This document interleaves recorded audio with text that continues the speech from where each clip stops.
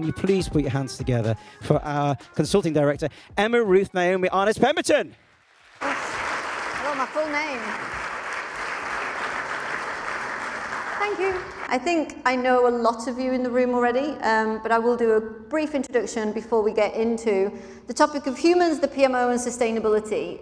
For those of you that have been here before, I always do a topic that's a little bit off the wall, but always current. So that's what we're going to do today. So as Vince mentioned, my name is Emma Ruth Arnaz-Pemberton. I only get called Emma Ruth when I'm in trouble. I work for Wellington. I'm a huge advocate of CALM. We've had them talking today about mental health and really looking at what organisations can do. And I work alongside, let's just say, main body associations of project management. And I'm also a coach. So I'm part of the Academy of Modern Applied Psychology, which I just forgot.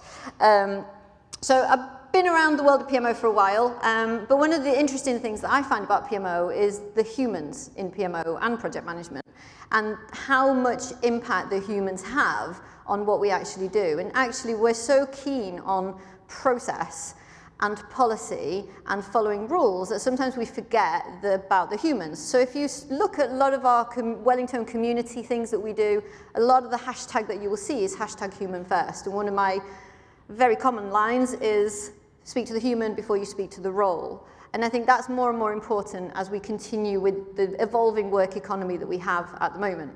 So today we're going to be talking a little bit about sustainability. In our rapidly changing world, the pursuit of sustainability has emerged as really a paramount thing for us in the face of escalating environmental challenges.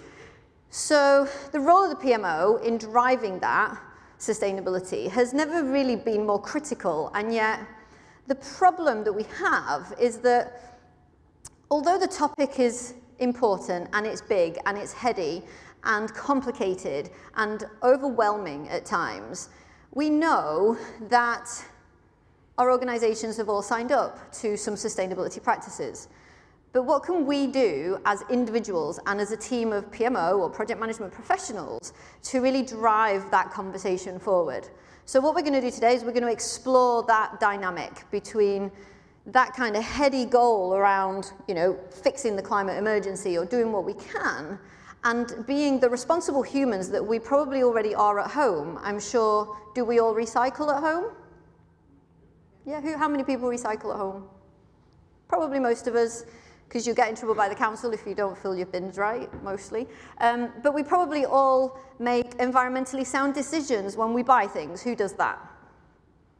Yeah, so most of us are conscious of that. And then we go to work, and it's like, oh, okay, how do I apply that responsible human to the day-to-day when I'm in the middle of all of the project management and PMO work? So that's what we're going to explore a little bit today.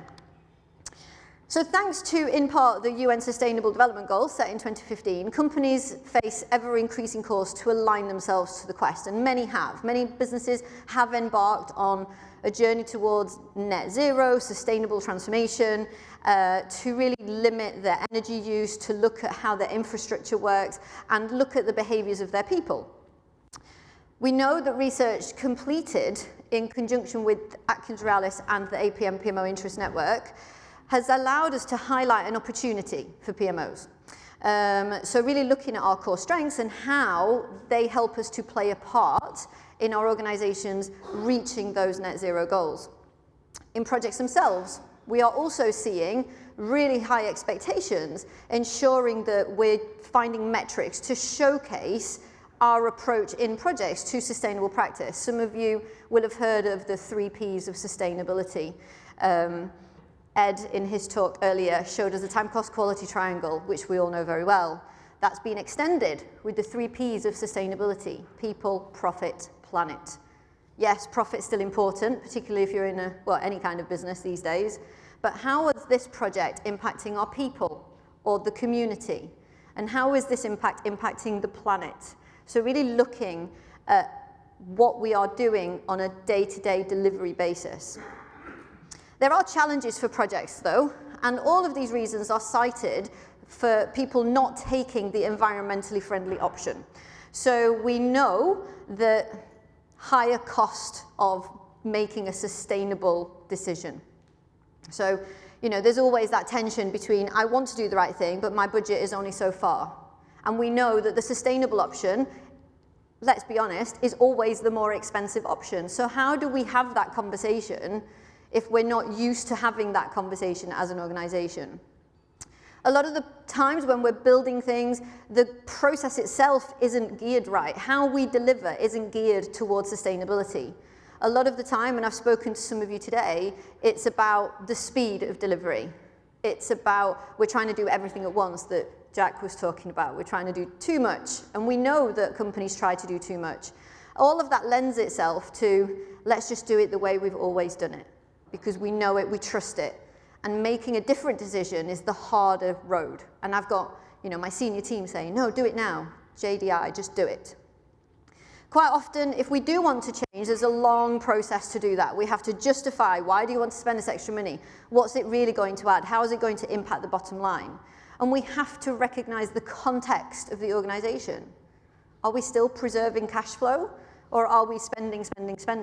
That will all add up. There's also a lack of awareness both in project teams and the wider organization, as well as the products out there. We actually don't know what's available, and we don't largely spend enough time in planning to actually go out and find out. We've always said in our business cases, start with zero, do nothing, do everything, do something in the middle. But what we don't do is, whilst you're looking at that something in the middle, have a look at what's out there, because the world and technology has moved on, and there will be things we can do. So something that we have to acknowledge is that it is always more expensive to do the right thing when it comes to sustainability. That is in time, investment, education, effort. All of those 4 things are going to be required to make the right choice. So on the flip side of that, if we do this and we do it well, we know that IBM research has found that 55% of consumers cite environmental responsibility as really important when they're buying. So think about your brand awareness if your clients are predisposed to looking for more sustainable options, or are encouraged, or are passionate about sustainability. So really thinking about, actually, if half of the people buying from us are already saying, this is important to me, then maybe we should start to make inroads. Maybe that starts to be our case for change. And again, we found in 2021 that 4 out of 5 investors planned to act on sustainability or social responsibility factors in the same piece of research. So when it comes to shareholding and the people who are bringing the money in, potentially, they are also looking at this. So again, this starts to build our case for change. The next thing is governments will continue to expand regulations in this space, and they will expect more corporations, businesses of any size to be more sustainable. So we may as well start to think about getting ahead of the curve now. And if we think about, if we can make our transformation initiatives inherently sustainable, then our business is more resilient, we're ready for the disruption that's coming, whatever that might look like, and the last few years has taught us that disruption can be costly, and it can also bring a load of new opportunities as well. And fundamentally, if we build a reputation as being the sustainable option, or not the sustainable, but a more sustainable option, that purpose-driven element of the organization is then going to attract better people. People who are passionate about working for an employer that's doing the right thing, not just for the profit line, but also for the planet overall. So I believe that sustainable practices in our organizations are going to make today's change agents tomorrow's winners, because it will improve the bottom line. It will just take more time to do so. The long-term gain will justify the investment. But we still need to wonder about, that sounds great, Emma, as a business case. That's my case for change. I will write all of that down. I will use your slides. But how do we change the hearts and minds? So we have to consider the humans. Human behavior forms the backbone of sustainability efforts. We all know that at home, we are all already responsible humans. We all recycle, we all make the right decisions in the areas that we can. But individual and collective actions, choices, and attitudes is where the power is. That's where the magic is, if we're going for the theme of the day. So for years and years, environmental psychologists have been looking into the environment and the connect with human behavior. And they've found that we're kind of influenced by factors such as other people, feedback, context, and the environment that we find ourselves in itself. So some examples of that. When we look at things like meter readings, how many of us have electricity meters in our home that we can see how much energy it's using? Yeah, so quite a few of you will have that. So meter readings in homes are great. They tell us how much electricity we've used in a particular day. However, they don't actually reveal which specific behavior has contributed the most to that specific usage. As humans, if we cannot receive specific information on the behavior, then we don't change, because we don't know what we have to change. And again, it's like the wider conversation. That's just too big. It's too big for me to be able to bring it down to a situation where I understand that it's this one behavior, it's this light switch that's making the difference. It's me putting the washing on at whatever time of the day that's making the difference. So the human factor is really important. We can also do things in our organizations, if we step away from the home, that can help us to do that. So here what we have is a university in North Carolina. They placed bright yellow stairs along the main footfall areas to encourage people to use them. Not because they like the color yellow, but because bright areas draw humans in. Bright areas allow us to feel a little bit safer. And yellow, the color yellow, reduces stress, allegedly. The third one is in an underground station where they actually wrote on the stairs the goal of many, many people of, I want to improve my health by doing more fitness. So it encourages people to use the stairs rather than use the lifts or the escalators. And again, it's that social norm, that human element that we need to consider when we're starting to think about our PMOs and our projects. It's a little bit of leading by example, but also a little bit of helping people to do the right thing. So this here is an example of a light switch that actually shows when you turn this on, you're releasing CO2 into the atmosphere. We call this nudging. We are nudging people to do the right thing without lecturing them, without shouting at them, without telling them. And this works in all kinds of walks of life. And you experience this probably every single day in one form or another, whether it's see it, say it sorted. You see it everywhere on the underground, the railway network. It's a nudge. Nobody's telling you to do something, but it's there in the background. It's there encouraging you to feel confident to say it. We had, during COVID, we had that kind of face, space, etc. Again, it was everywhere, but we didn't need to be told because it was very obvious. One example that we use in our change management course was when there was in one of the southern cities in London on the coast, they had lots of excess smoking detritus. So there was cigarette butts everywhere. It was a World Cup year, so the local council, they put a bin up that said, one side said Messi and the other side said Ronaldo. And all they wrote on it was vote with your butts. And in 6 weeks, they reduced the litter by 72%. That's not lecturing, making it fun, making it different, making it easy to make the right choice. We call that nudging. The other thing that you'll be familiar with is the towels. Anybody stayed at the Novotel last night? Yeah, a few of us, yeah. So you might have seen in hotels recently, we have the towel situation. So there'll be something in the room that tells you that, we have to wash the towels every day, so if you don't want us to wash your towel and conserve some energy, hang them up. If you put them on the floor or in the bath or in the shower, we will wash them. Nudging forces this kind of social norm because we follow other people. It's our natural state of being.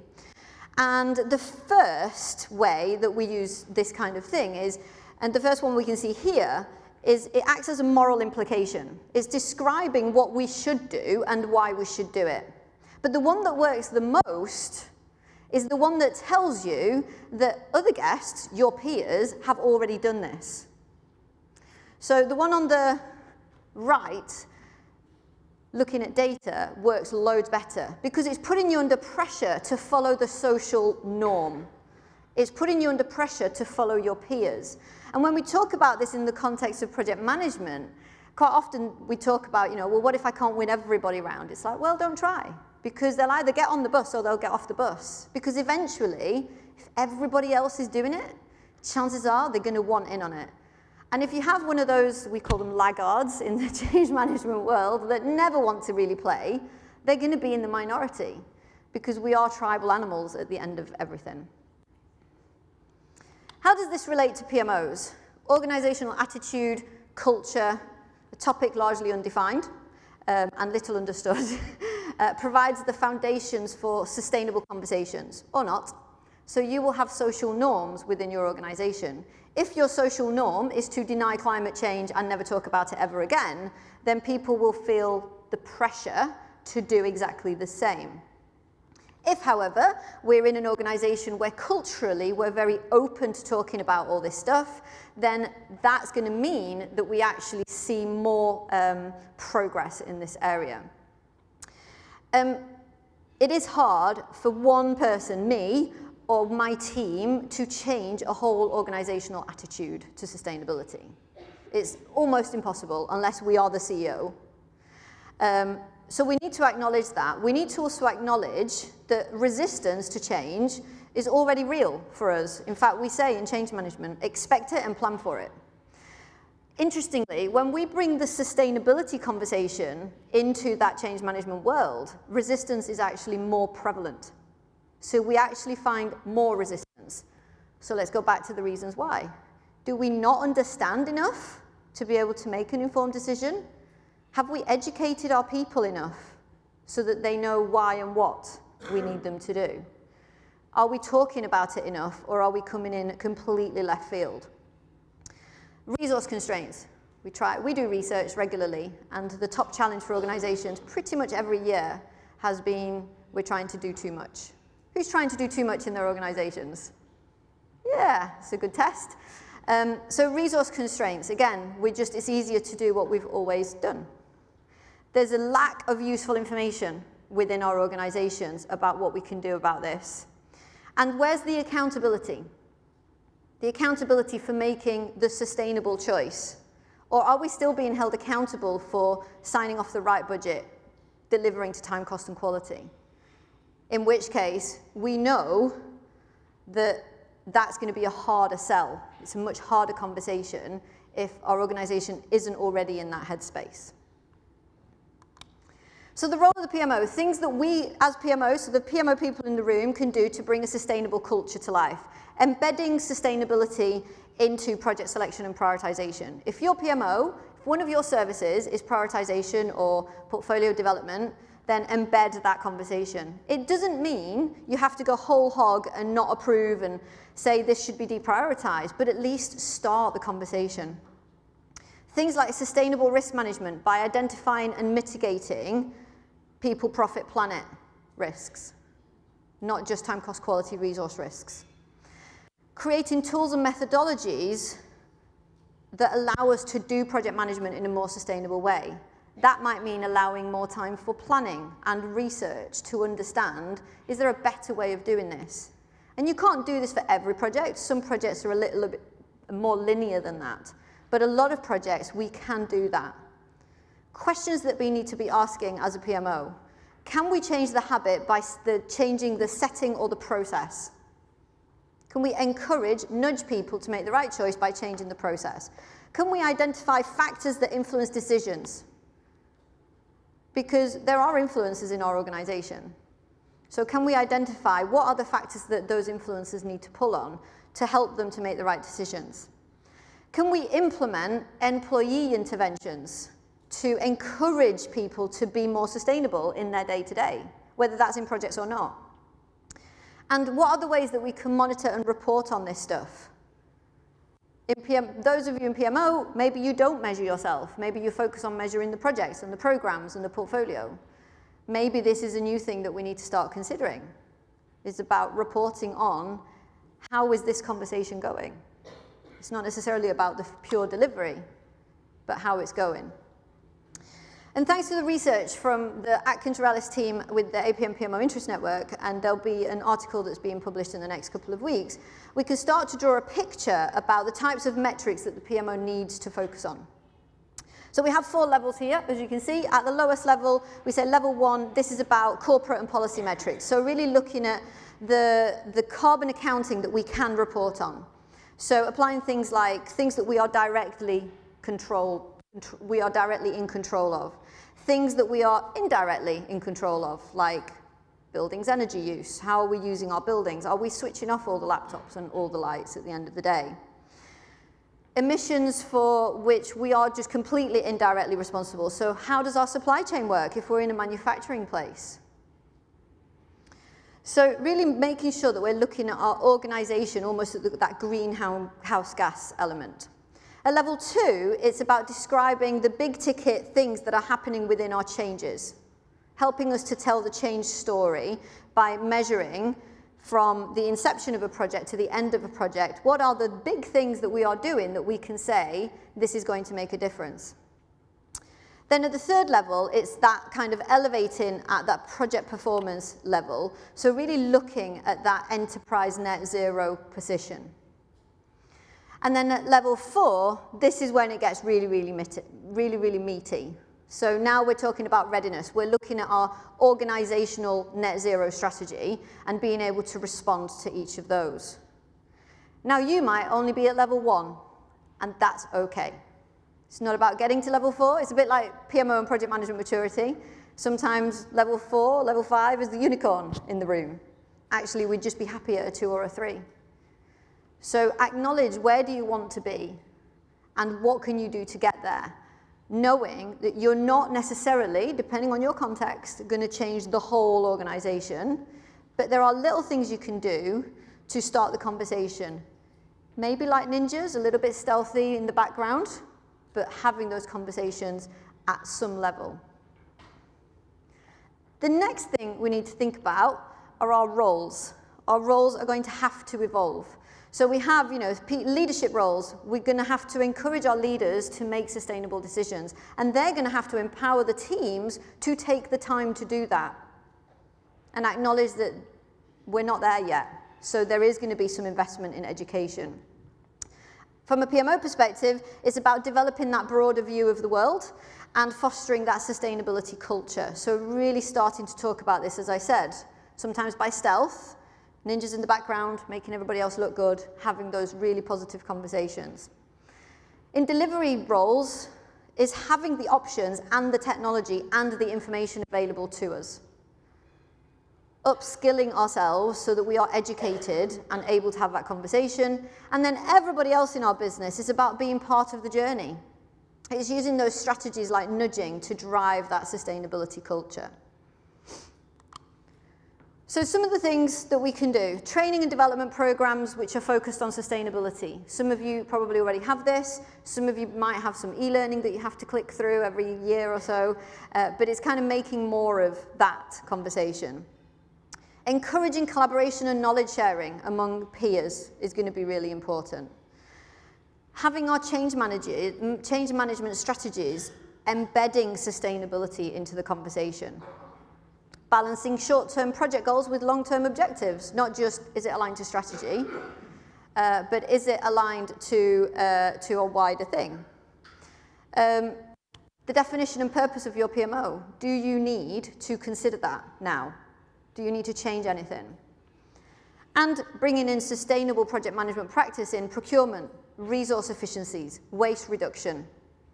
Is that something that we can add to our portfolio?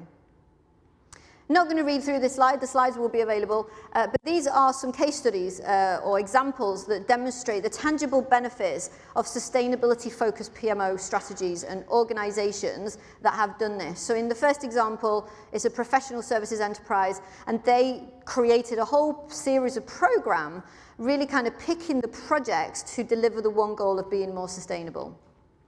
In the middle one, we have an example where we've retrofitted to existing infrastructure to bring about more sustainable practices. And in the third one is about utilizing our core values to drive better and sustainable businesses. People and organizations are doing the right thing. unless. And as is tradition, one final thought from my favourite children/adult authors, Dr. Seuss, the Lorax story resounds even today as it tells the story of its own climate emergency. And unless some of us find a way to bring sustainability to the day job, those heady goals might not be reached. Thank you very much for your time. I hope you found the session interesting and you have an understanding of some of the things that you can do. And remember to recycle your lanyards on the way out.